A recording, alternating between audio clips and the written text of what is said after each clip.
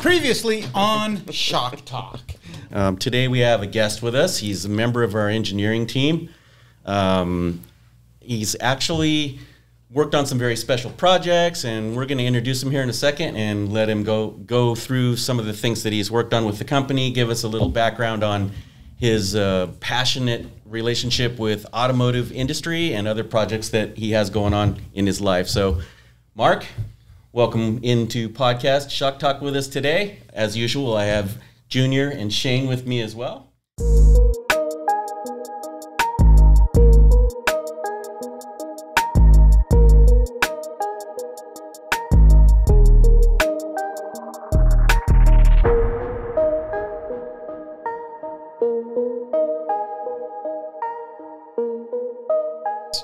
Back and forth, I'm sure.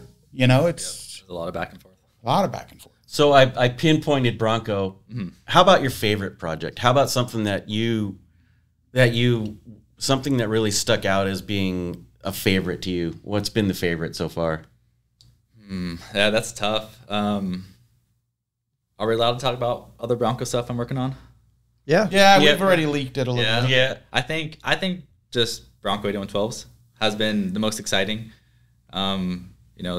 It's something, we've never done a 8112 in the rear before or on a solid axle. Yeah, right. It's tough. So it's been challenging. There's been a lot of hiccups, and it's something we've never done before. So like the crazy spring design. Because is it due to zone control and it's a combination of being able to fit an 8112, or package an 8112 on the rear for clearance purposes, and you have a live axle.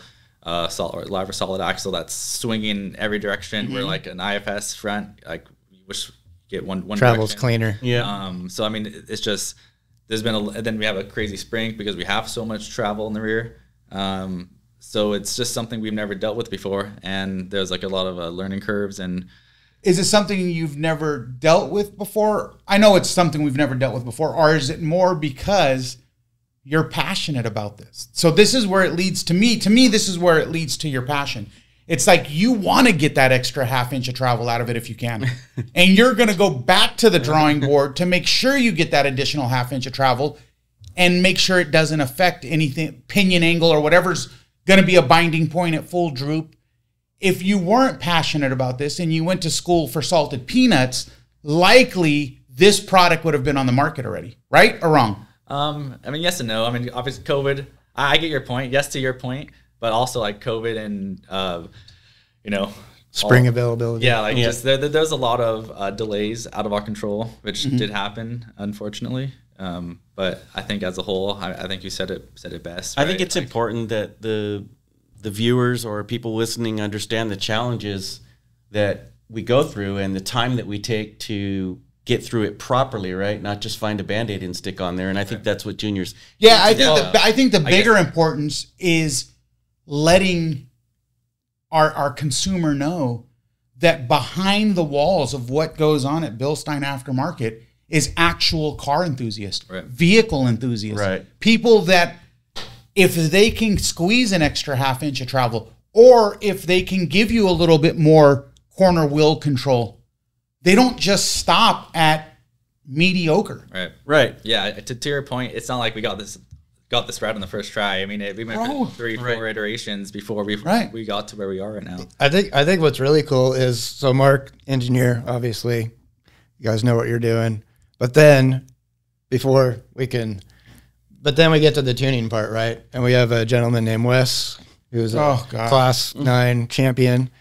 And Wes goes out to Ocotillo Wells and flexes that thing out, and his job's driving like crazy. Essentially, Dennis and Mark give him the keys and say, "Go see if you can break it." Yeah, his job's to break it. Yep. And then back to the drawing board, and guys. then the vehicle comes back, and it might have contacted here, and now you got to like shave some of aluminum off the spring seat or whatever. So it's like not only engineering, but you have a real world test. Yeah, a race car driver, a professional race car driver, and something you guys should know. If Wes can't create contact, there's no end user that will. Yeah, that's pretty accurate. This guy, like we've had professional race car drivers scared assistants come up and say, who was that driving the car? Because he scared the shit out of me. Scared the shit out of the guy who was driving. Just so you guys know, I definitely want to have Wes in and have him chat over his views on our test driving. But and Wes is a big reason why a lot of our stuff, not the reason, but he is part of the reason that we overbuild, like over-engineer, overbuild, like the Dodge, like he went 20 yards in the Dodge and ripped the factory arm out of the steering knuckle, and the car was in 1 million pieces. blew up three rims. Yeah, just so that you as the end user don't have to experience that in the end. And I'm not saying that you never will experience a BILSTEIN failure. I mean, a lot of our stuff are built by hand. But does that help? Did I tell you the story of that incident? We'll let Shane go through it first here.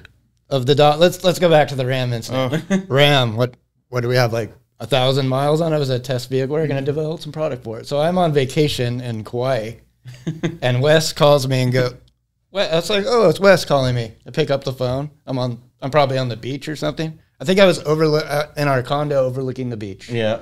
And he goes, "What's the roughest road you know?" I'm like, "Well, it's the Bradshaw Trail on the east side of the Salton Sea." Oh. And he's like, "Well, we need to test 6112s because we have a new part in there. We need to test a failure. So I need the roughest road." I'm like, "Well, Bradshaw Trail for sure, 100%. It's like chopped up by UTVs, and it's freaking brutal, brutal." And I'm like, he's like, "Okay." So then I'm like, you should probably get some new wheels and tires, all-terrain tires, to go to Bradshaw. And then, but he didn't hear me. He clicked. And then you got a call like 73 minutes later. No. When I got back to work, I found out that the truck had totally fallen apart. He blew out all the tires. Blew out 3 rims. So the 6112 ripped the upper arm out of the steering knuckle. Yeah. Here's the great story in the 6112. To failure, 600 degrees. Yeah. Wow. Crazy. 600 degrees. So crazy. And this is the stuff and this is why the 6112 has so much traction in today's market. Like you can't kill it. You can't Good luck. What you get. Do we have concern? Do we have issues with an occasional 6112 leaking? Yeah. Are we getting the full honest reasons from the consumer? Probably not, but we take care of it, right? Like they're a limited lifetime warranty against manufacturer defect. Things happen. Are people using these outside of the way we intended to be used? Absolutely. 100%. All the time. Yeah, they stack a spacer on it, they put a heavy spring on there that and it hogs out the bushing because it's just pinned. I've seen preload spacers on spring seats for like a OE, shock. And coil binding. Yeah. And all that's done like let's face it, all that stuff's done because of lack of knowledge of what the potential failures could be. The thing is that we've all done it. Oh yeah, and we've grenaded our stuff. It's been a learning experience. Like how many times have you driven back from Ocotillo with your steering wheel oh God, like plenty. Like we've done it. Yeah. So the goal is that we do it so you don't have to, right? So we learn from our mistakes.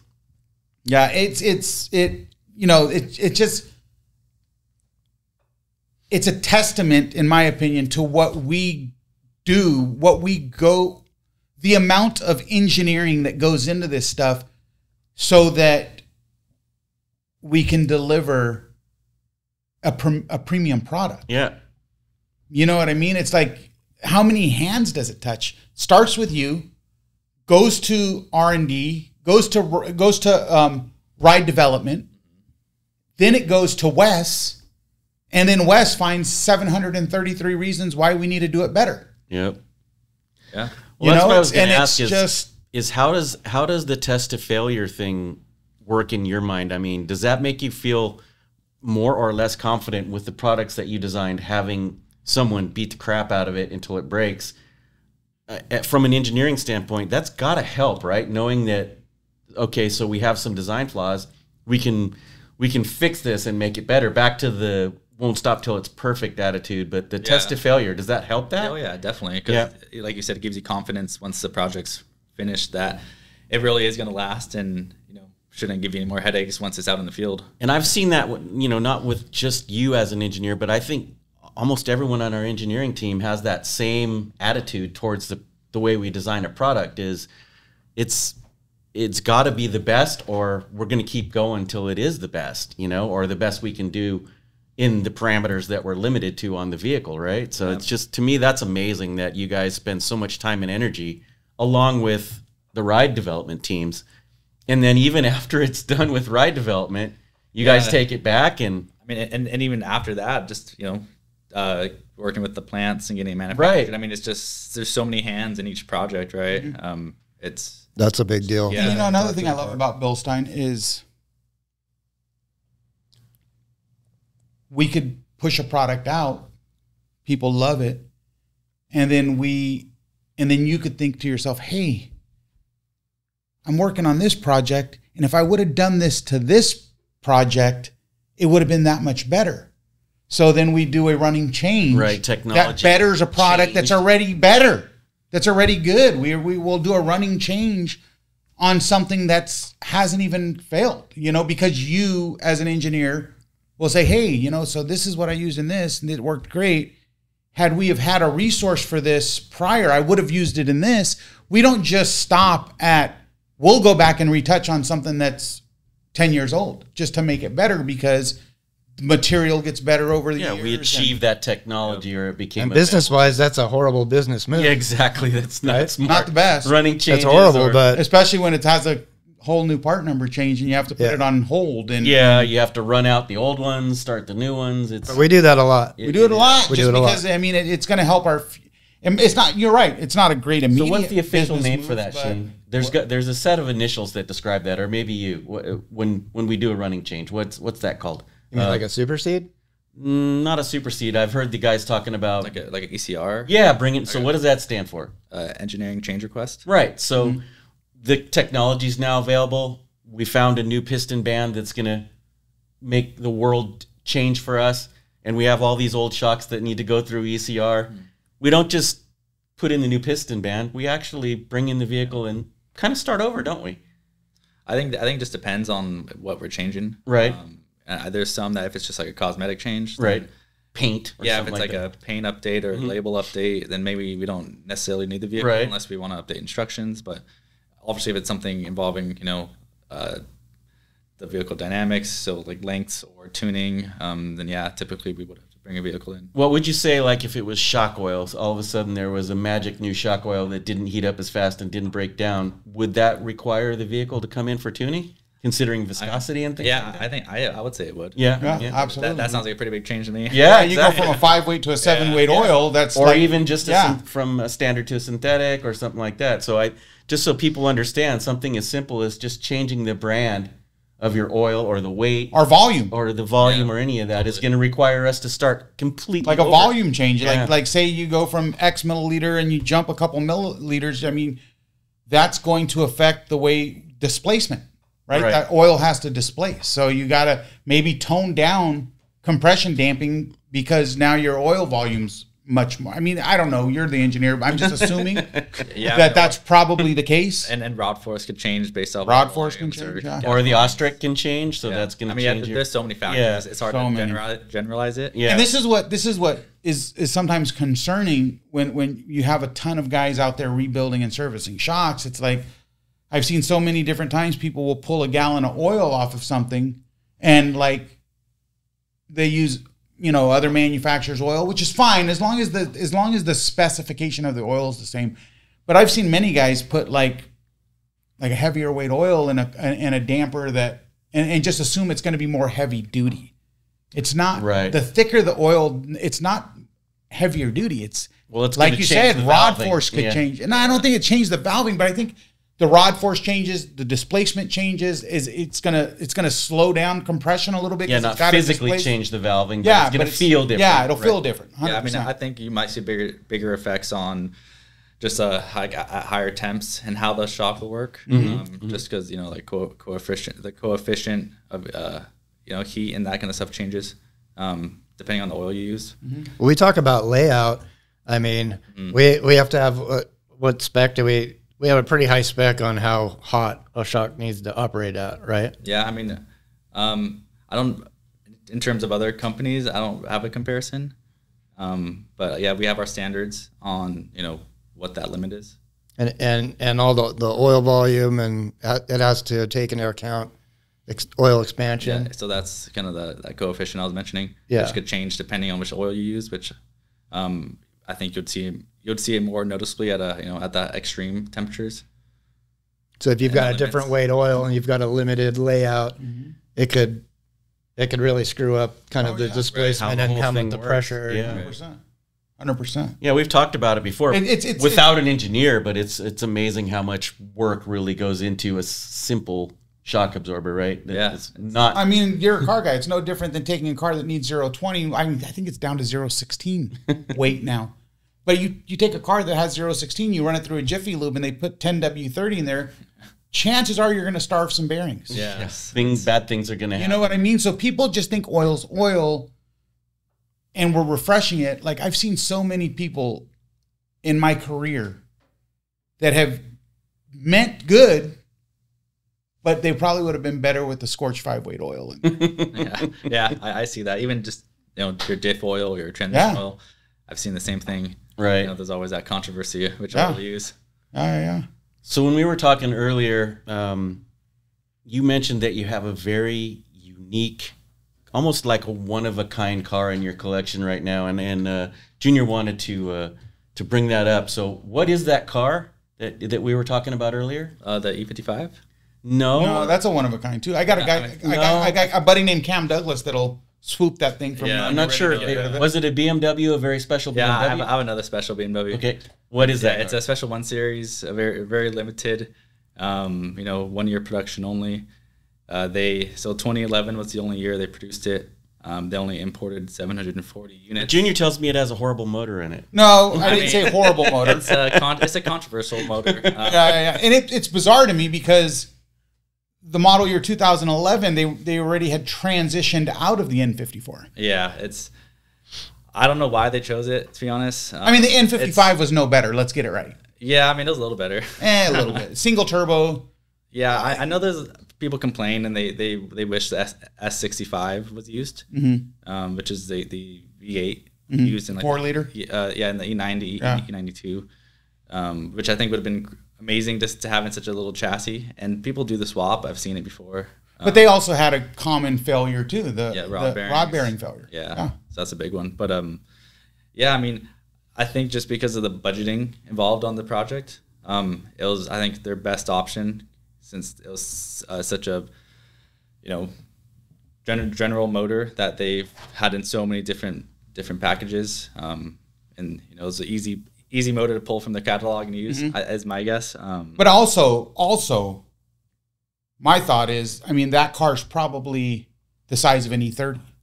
Yeah, I would say around the same size. It weighs 3,200 pounds. Yeah, I mean, the N54 was rated. The car right there. The N54 was rated at, and I think most German cars are underrated because they get taxed on horsepower when you bring them into the U.S.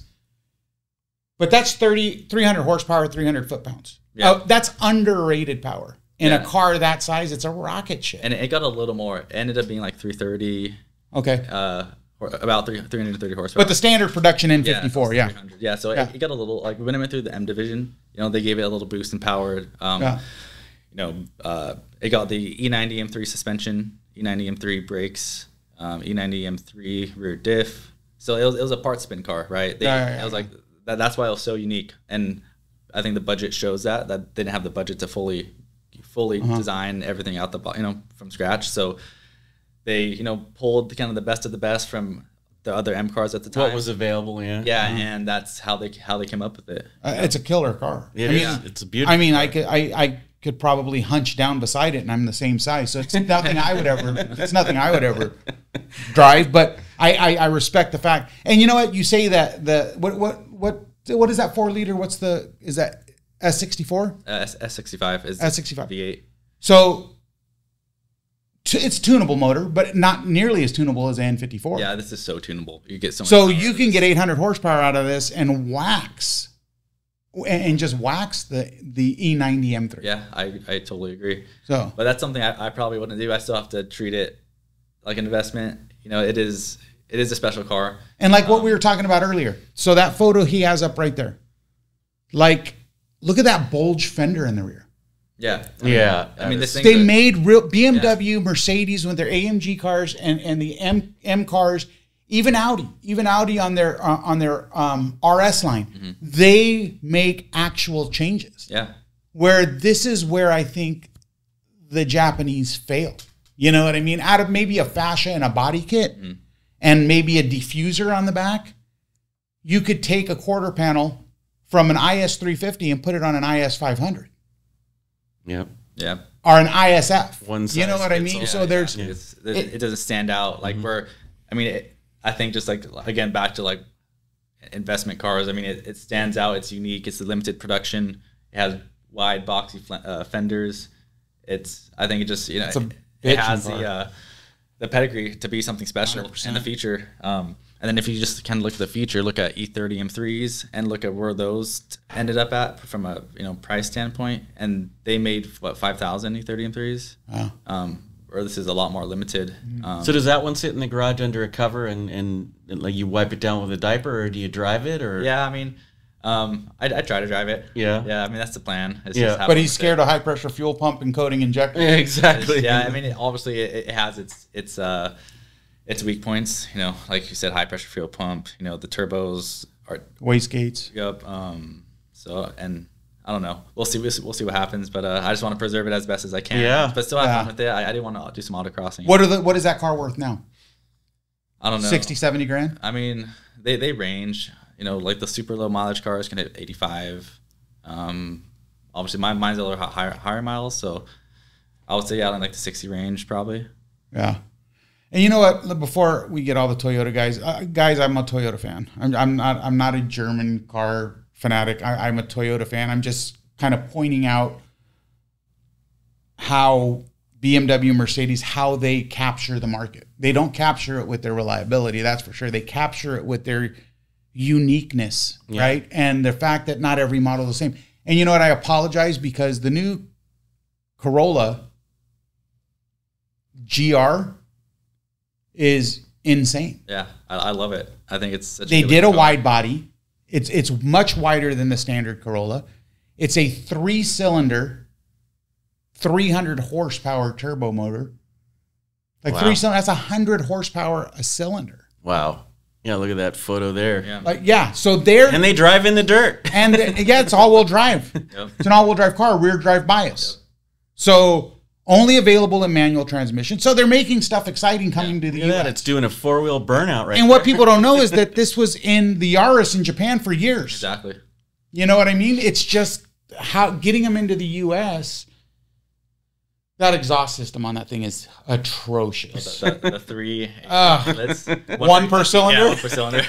One pipe off each cylinder. But that thing is nice. Look at the wide fenders on it. So yes, they're Toyota is stepping up their game. They really are targeting a market. But for the most part, like you see, like let's talk about a 5th gen 4Runner. We always end up on a 5th gen 4Runner. That's where we close Always. every show. on But you 15 got forward. an SR5, you got a TRD off road, you got a TRD, then you got a TRD Pro, and you look at these things and they all look the same. Yeah.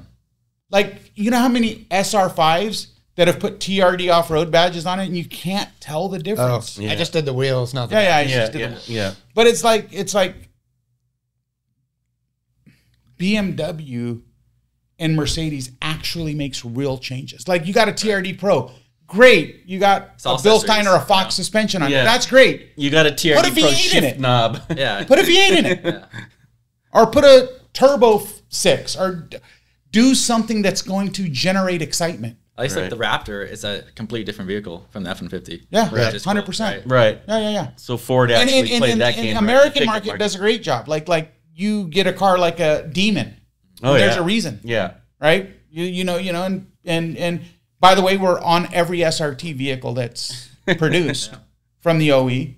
Including The Demon. and the Viper. Yeah. Yeah. The original Vipers. Yeah. Do you know those were threaded body adjustable? Yeah. I've seen some old drawings. Yeah. Yeah. It's weird Reservoirs that as we well. were actually on the Viper from day one as an OE part on that car. That's just So strange. yeah, Viper. Speaking of that, so what is a target car you can pick up now and maybe turn it? What's we're all interested Yeah, in that's that. Which fun. one are you looking at next? So that's like the tough thing, because I think we're all asking the same question. I think for just how the market's been, and it's just so hard as of lately to kind of get into the car game and pick You stuff just up never cheap. know. Just because everyone could go and bring a trailer and see what value is nowadays. Yeah. So I think and I think that's a false sense of value, though. it is. I agree. I think it's so false, man. Yeah, but can you go a direction like American Muscle, Euro sports cars? I mean, what do you think? like what do you think might be a good Truck? a good investment? I think right now, my opinion is if I had $1 million sitting in the bank, I'd go buy every 392 Jeep. Right? Oh yeah. Yeah. I would go buy every wide body SRT Hellcat because they're going away. Yeah. Yeah. They're going to they're going to that inline turbo 6. But you need $1 million for that. Yeah, none of Right. us have If you that. don't have $1 million, And then you got what's guys the like target? Sean Holman that gets a 392 and he's out there beating the life out of the thing. I'm like, man, put that in your garage and find an XJ. Get an 80 series again and put that thing in the garage. Get his Ford Ranger back. the value of those are going to skyrocket. Like I have a buddy that works at Toyota. I've been trying to get him to get me a couple GRs, a Corolla GRs, and they're pre-sold. Yeah, you can't touch those. You can't touch them. I mean, I think in terms of new cars, if you can get an allocation for anything new, you could typically do pretty well on it, because at least especially during COVID, everything was selling over sticker. But in terms of something you could pick up now, I think a good indicator is like you look at what's bottomed out completely. Like, and the few cars that come to mind is like early 2000s Mercedes, kind of like even like the car I have, like that era of Mercedes, like they're just so bottomed out, like they can't get any cheaper. Right. So like picking them up now, like there's only one way, only one direction is Yeah, we talked about that earlier. Like pick up these E320s, the 98 to 2000. They're the most reliable Mercedes I think ever built. Yeah. You know what I mean? And for some reason, I don't know what is that leather that Mercedes used in that era just never gets bad. Yeah, it wears. It ages very well. So good. Baseball glove leather, right? No, I mean it's like I don't even think it's real leather. I think it's like Nalgahide or something. Like it's maybe real leather uppers and everything around it. But anyway, it wears like steel. You know, and I think too, like to that point, like the early AMG cars, right when AMG merged with Mercedes, those cars are so cheap. The C36, the C43. I mean, you could find them all day long for like sub 10,000. Around 10. And it could be a collector's car. Yeah, I mean, look at the AMG Hammers. They're going for $600,000-700,000 nowadays. Wow. And that's like the pre-merger AMG car. So I think we'll see these cars really go up in value in the future. I think also that there's just like a lot of SUVs, also that are bottomed out and cheap. Yeah, like The 5th gen Forerunner. Like no, that'll never bottom out. like I think just around like the same era, right? Those like late 90s, early 2000s. Yeah, you know what's crazy that's getting traction? And then I'm going to tell you something where I think I'm going to move into, but is like the Y2K Honda Civic SIs. If you can find one in immaculate condition, or the Integra Type R, the B16 motor and the B18 C1 motor, these things are fetching big dollar. Mm-hmm. You know what I mean? But it can't be any clapped out thing that used to have a fart can on it. Like no one wants that. Yeah, it has to be like an all original. All original 2000 Civic SIs are going for 45, 50 grand. Crazy. So stupid. no way. Yeah. Oh, Yeah. 100%. Yep. But you know what? A real Lorenzo car or a real Brabus car, like the S-Class of that era, those cars are still like 4,500 and $5,000. Yeah, for a real Lorenzo car. Lorenzo, it's pronounced Lorenzo, right? like a Lorenzer. Yeah, Lorenzer? Lorenzer. Yeah. So Lorenzer was a outfit, kind of like AMG in the day, that outfitted Mercedes. A package, right? Yeah, but they were very specific body Upfitting. kits. They were very specific 3-piece wheel kits. Like they were great upfits, and you can get them for $5,000, Yeah. right? I think that big body market, like it's already hit. I sold my LS 430, and the next day they jumped up $5,000. Yeah, I mean that's another car. that's what happened when I had my Forerunner. Yeah. Yeah. Oh yeah, so stupid. Yeah, I'm gonna punch you in the soft spot for that one. I should have bought it. Yeah. I just should have bought it. I was on the fence about it. I just should have bought it. But no one knew COVID was going to turn the market into what it is. Right? It's super crazy. You know, another crazy market is the mid. I don't know what chassis the diesels are. What chassis? Mid 80s for Mercedes. Yeah, like 123s. Yeah. So 123, 124. Those cars are fetching big dollars. Yeah. Like if you can find a clean wagon, diesel 5-cylinder, the 5-cylinder diesel wagon, like a mid 80s car, they're just worth so much money.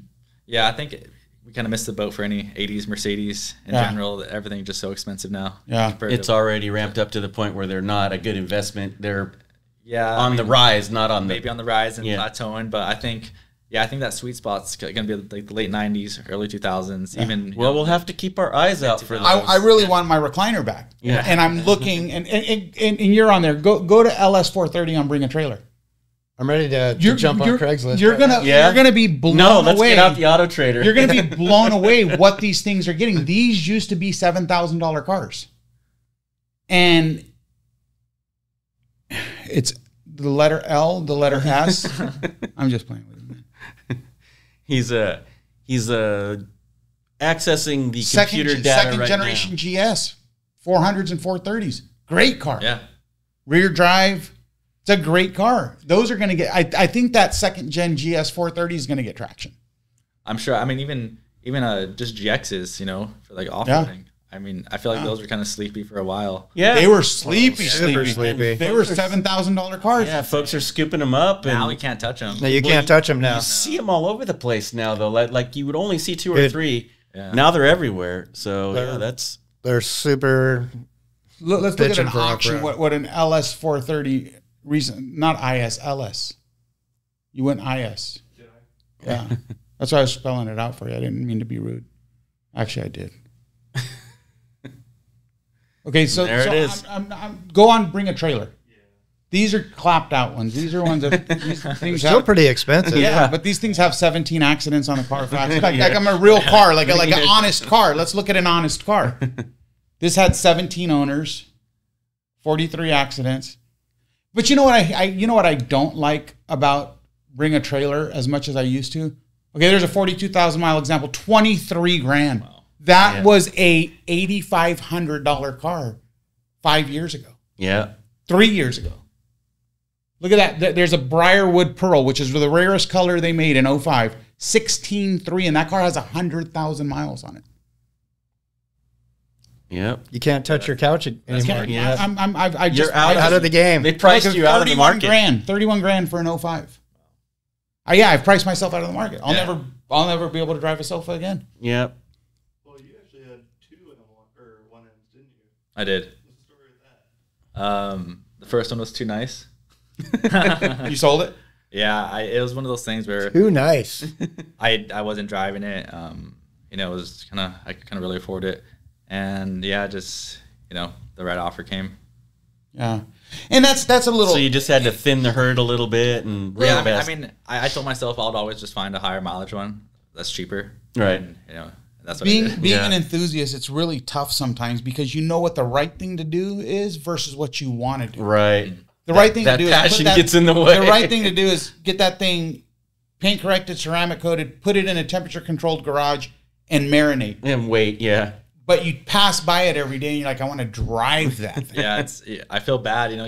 It's the difference between an enthusiast versus an investor. Right. Exactly, and that's why I couldn't really justify keeping it. It was hard.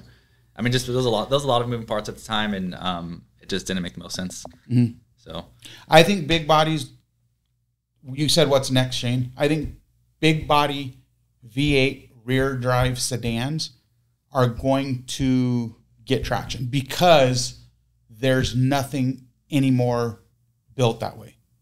I think Mercedes is going to get rid of V8s too. Yeah. Yeah. I think they already have. Yeah. So like a nice S550, like a well-packaged S550, low mileage car. Most of those, no one daily drives S550s. They're driven in S550s or S600s or like Lexus LS460, LS600 hybrids. Remember those? What era is that? That was like maybe 06, 07. Oh no, 07 and up. 10 years before you were born. But 2010, I think, is the only. I think it was a single year. The LS 600H, I think, was just 2010. Okay, I don't recall the 600s. What motor was in that? It's the same motor, but it was a hybrid system. Okay. And it put out like well over 400 horsepower. Wow. Fact check me. Dude, look at a LS 600H. No, yeah, let's just go with 2010. What's the horsepower rating on that bad boy? V8 hybrid, 438. Yeah. That's pretty good. That's a rad block. Big for... I mean, the 0 to 60 time in that big land yacht was like, I think, under 5 seconds. Oh, was it really? Yeah. Huh? Yeah, CVT transmission, yeah. So what's your call on a truck or SUV to scoop up? You want to know my honest cost? My honest thing? Okay, Mini trucks. I'll have a good one after you. Yeah. Mini trucks. I think mini trucks are going to make a comeback. I think it's Single cab? Single cab mini trucks. Dude, those are like Mazda B2200s, Mazda B2700, Nissan hard bodies. Nissan hard bodies. Early Rangers. They're going to get traction because they guess were what? huge. Yeah. Well, guess what? Everyone's dad had a slammed mini. Yeah. Yeah. They're already getting traction. Yeah. What about an 88 through 98 Chevy slammed? Oh yeah, That was huge. yeah. Dually also. Well, remember we touched on this. You never raise an S10, you never drop a Ford, Yeah. Yeah. right? yeah. Yeah, What Or was that's yours, 10, you Mark? never do anything with it. You Yeah. throw it in the garbage. yeah. But it was. I mean, you put a lower spindle on there and a lower spring, and the geometry's pretty good. It can't handle being lifted. I mean, the arms would rest on the coil buckets, and like 2 blocks down the road, it tears off. Like So- with the early Fab Tech kit. Oh, yeah. Where you had to put 44 shims in the back of the control arm to push it out. Yeah. Yeah. Love And you those hit a days. bump and the shims fall out. Yeah. So mini trucks. I think mini trucks. I think that's a really good option as well. Yeah. I think it's they're kind of bottomed out right now, and yeah, Bottomed. there's no other way than up. Yeah. Well, Bottomed. you're not The only problem with the mini truck market is people bought those and used them. Yeah, they're They're trash. Yeah. So it's They're going to be like, trash. there's going to be tons of money in reconditioning, finding parts. The nice thing about those old era trucks, though, is I used to take little 22RE regular cab pickups and throw the whole 4Runner front ends on them, and they bolted right on. Wow. It's just like the old 240 stuff, like the old Datsun stuff. You can take an L20. You could take an L28. L24 or L28, Drop put an it L24 head on it, Yeah. and it's like stroking the motor. Yeah. You know, or take an L24 to put an L20 head on it. Like That's all interchangeable, and then you can throw it in any chassis, Anything. 240. Any- as long As as the motor mounts are the Anything. same, right? Just Yeah. bolt them in. And Anything. the transmission bolt up pad. Yeah, all the L series motors bolted. Yeah. Like, you could bolt it in anything. We put them in 510 wagons. We put them in 510 sedans. And the wagon was a live axle leaf spring, and the sedan was a IRS. I even converted IRS sedan 510s into wagons. Wow. You know what I mean? Yeah, that's cool. So it was, yeah. I think the 510, the AE86 Toyotas, I think those are all long in the tooth. I think people are past that. You Yeah, know? I mean, even like the Z's. Yeah. Those. I think we saw the rise in those. Yeah. Yeah. I think they're done. Yeah, I think they're done too. But I think mini trucks is the next thing. I think it goes back to nostalgia, and I think that probably people of Generation X might have some money. That's interesting about the mini trucks. I never would have thought It was of big. that. It was big. Oh, back mini then. trucks. No, I mean, I had... Dude, I was part of that's it. going on. I had a bunch of mini trucks. I owned Ford Rangers. But are they going to bring back the big bass speakers in the back? Are they going to bring that back? Well, I mean, they were our parents' home The theater Rockford speakers. Fosgates, man. They were the big, remember the Fisher home entertainment system? Yeah. We would take the Fisher speakers and then put the wires out of the king cap window. Yeah. And put them in the back. Dude, I'm telling you. So I used to have this trick on the Nissan hard bodies. Guys would come to me from everywhere, and they're like, how'd you get this low static? You know what I mean? So I would put a 4-inch block, and the spring hanger in the front of a Nissan hard body hangs down so far that the reason I did this was to stop that front spring hanger, not the pivot shackle, but the stationary shackle, from hitting speed bumps, because it would just gouge out speed bumps. You'd get hung up. You'd high center. You would high center On the spring hanger. on a speed bump.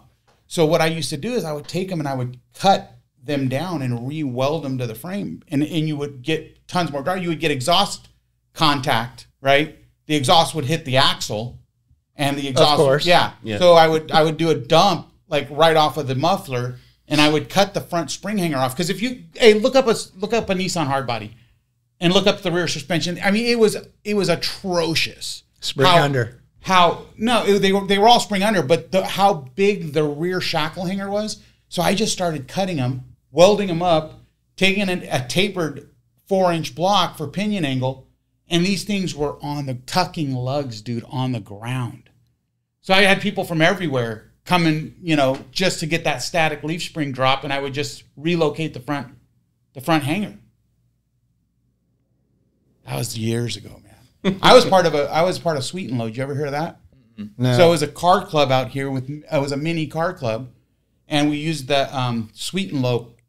On the back window, we would have it airbrushed. Oh, Sweet and Low the packet. logo off the Sweet and Low. And that's back in the day where you had your name on the driver's side and whatever, or it would be either on the market or your girlfriend's name would be on question there. mark. Yeah, or if your car had because the big thing to do back then is the 4x fenders on the Nissan hardbody had a bulge to them. Right. Whereas the 2-wheel drive didn't. Right. So we all put 4-wheel drive fenders, and this is back in the day where you can get a aftermarket fender for like $15. Right. Right. So we would all put 4x fenders on there so we could crush the tire up more.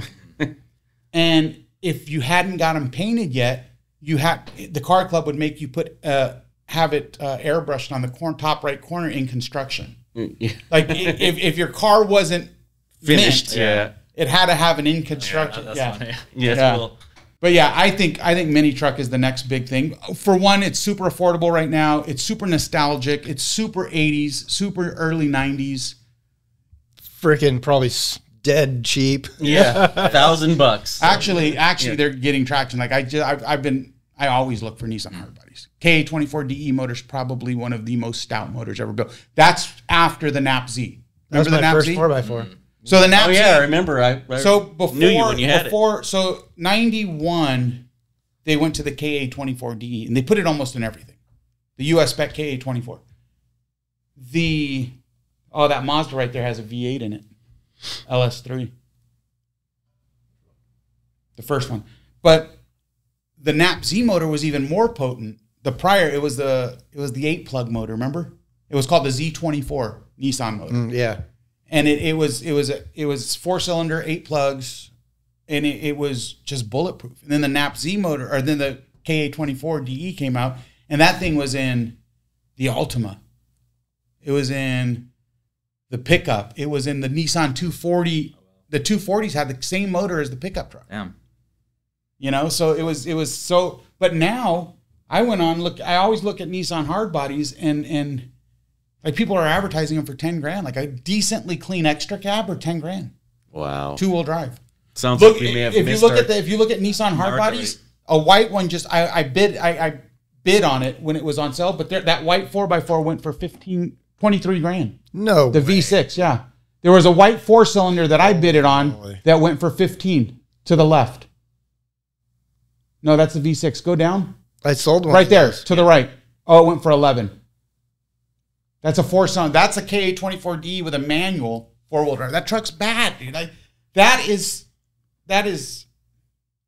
Hey, is that a next race truck right next to it? Yeah. Yeah. What? Click on that. Oh, it's a project. Yeah. It looks like a fake.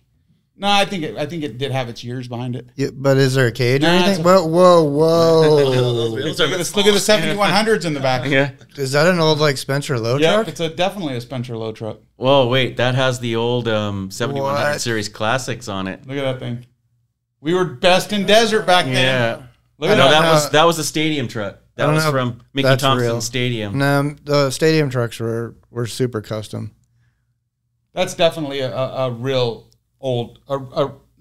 It's a real old race truck, but it was a race truck, 4-wheel drive. I don't think it was a pro factory race truck. No, maybe not. It's not.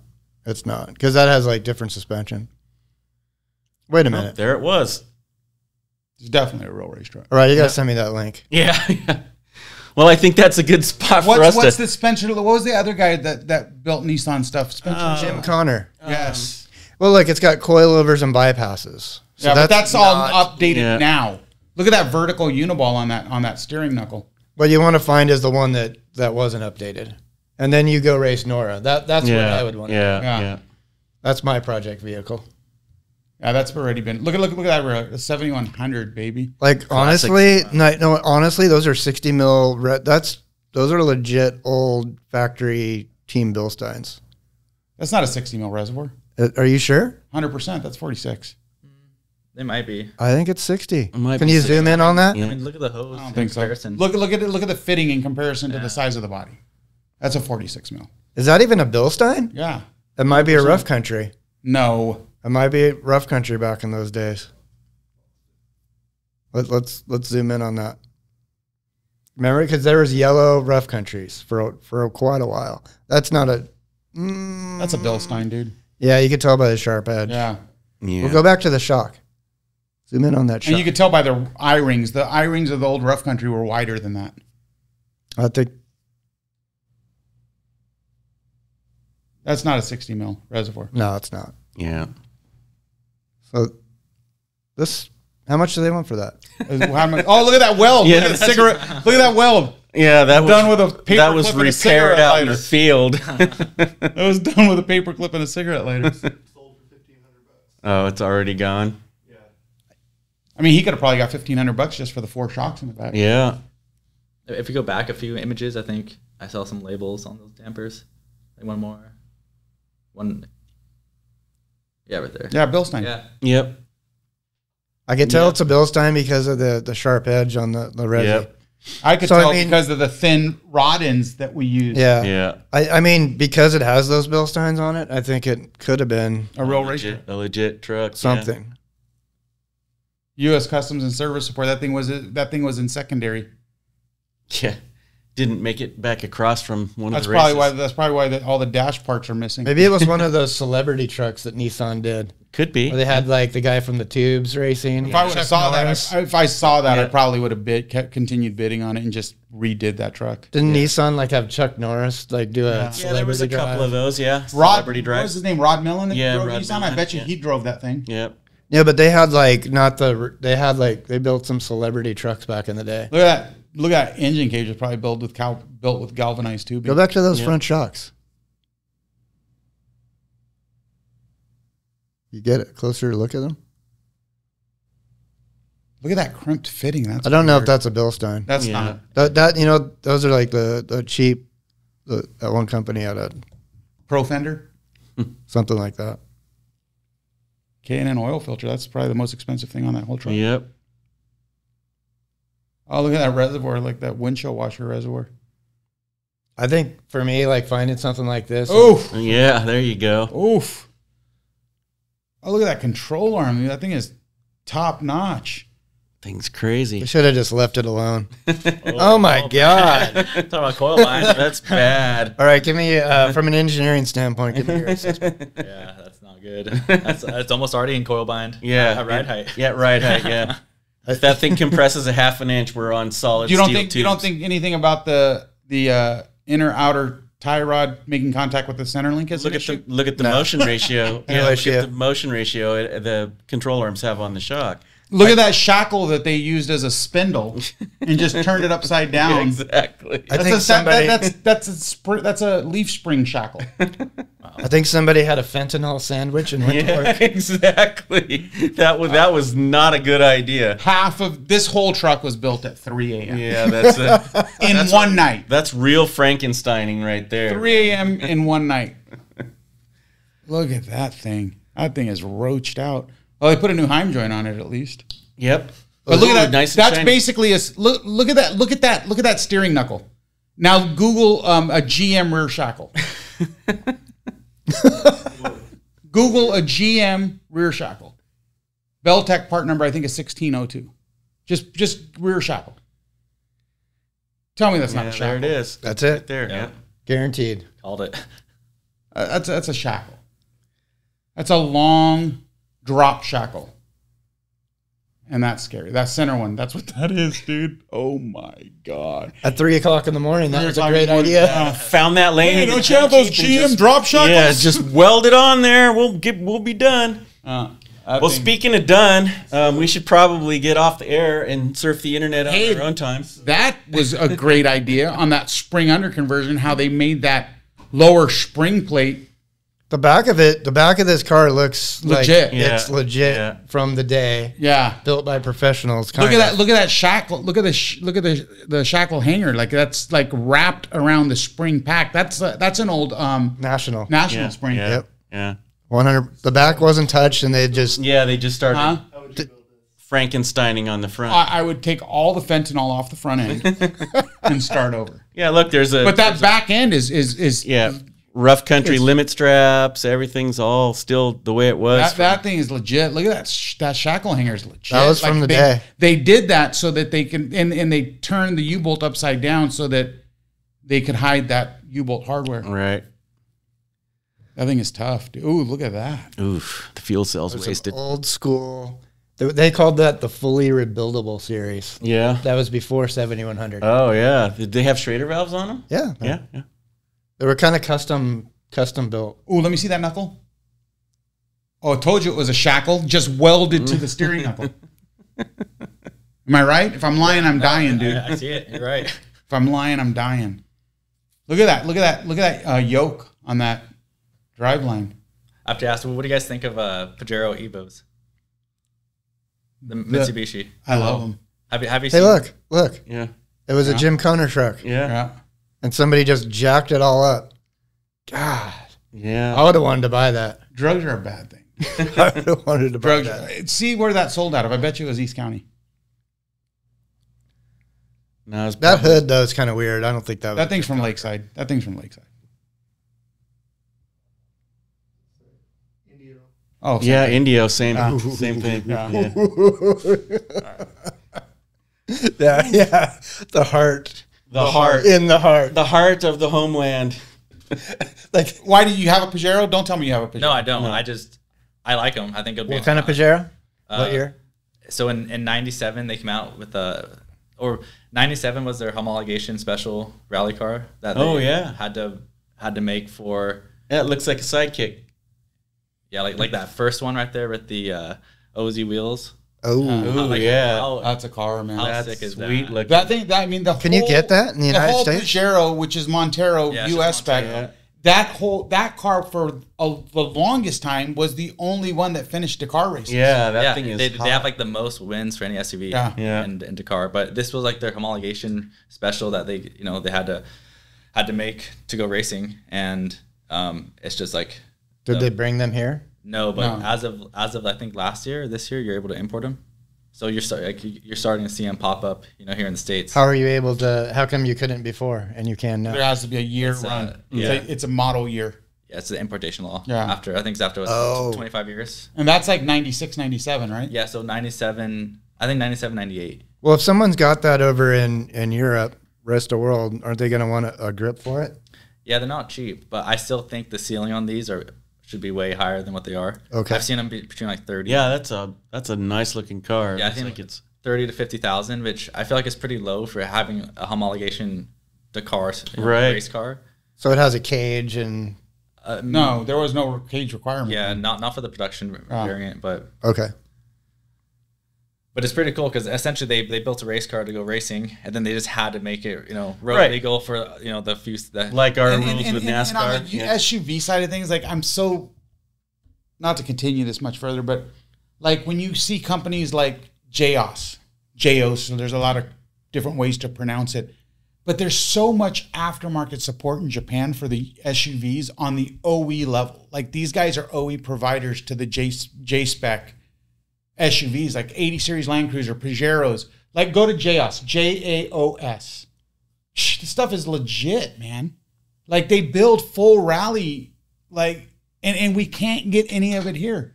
This is JS USA. No, it's not. You can't get it here. Look, it's all Japanese. Tell me where. That's what it said when he clicked on it. Yeah, you can't get it. It's importing this stuff is, and this company talking about aftermarket wheels will build you a 5-on-150 bolt pattern that's 110 millimeter hub centric to a Land Cruiser 100 that has a plus 50 millimeter offset. In America, If you want to get an aftermarket wheel for a 5L150, you're looking at a 0 offset. So the thing sticks out like a park bench. Yeah. Yeah. You know what I mean? It's just like I wish we can get this type of support. It's so nice. Do a 100 series, the JOS 100 series wheels. Like, look at that white truck. No, not that one. That's roached out. That thing's so rad. Look at that. That's a JOS wheel. That thing has a plus 50 millimeter offset, so you can clear 35s on it, like legitimately without cutting your truck all up. We're back to the 100 series. Yeah, we always end on the 100 series, and we very rarely end until we're starving for lunch. So what do you guys starving. Think? My back teeth are floating. So. Exactly. Mark, thanks, man. Yeah, we're thanks gonna for wrap it taking up the for time. today. But Thanks for taking the time out of your day, putting projects on hold so that we can't get things to market to be here with us. Yes. The engineering department was on hold all day while Mark sat with us and talked about. It was rad, man. God knows what. Anytime, yeah, it was fun, Yeah. and I hope to be on some. I got to know you a little bit more. I got to know what your passions are. And it actually, even from an in-house perspective, because these guys are always so busy, they don't have a lot of time to communicate. But from an in-house perspective, I didn't know how passionate he was. Right. And maybe you didn't know how passionate I was. Or maybe, For sure. You know what I mean? So because we're so busy with our normal daily grind, that now it just gives me that much more love for our company because guys like this are behind. Yeah. And that's our goal. It's our goal to bring that out to everyone who watches or listens to this show, is to show them that we really are what we say we are. The way ahead. You are what you say you are. And we'll go out on Junior's song. Superstar. Thanks everyone for joining us on Shock Talk. We'll see you again next episode.